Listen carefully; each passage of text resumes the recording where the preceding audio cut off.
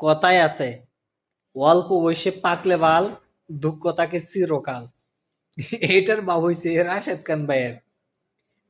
উনি নিজের দল থেকেও বহিষ্কার হয়েছে। বিএনপি উনার যে ঝিনাইদহ চার, ওই এলাকার বিএনপির লোকেরাও তাকে অবঞ্চিত ঘোষণা করা হয়েছে। অর্থাৎ আমও গেল, সালাও গেল। ভাই, অতি পাকনামি করবেন না, কোন দলকে ভাঙার চেষ্টা করবেন না। ভাঙতে গেলে যা হয়, পরবর্তী প্রজন্ম এবং নেতা কর্মীরা রাশেদ খানকে দেখে শিক্ষা নেন।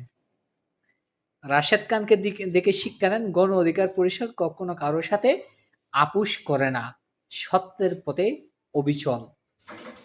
আমও গেল, সালাও গেল। এটাই লাস্ট কথা। দীর্ঘজীবী হোক বাংলাদেশ গণ অধিকার পরিষদ। জনতার অধিকার আমাদের অঙ্গীকার, দেশ হবে জনতার।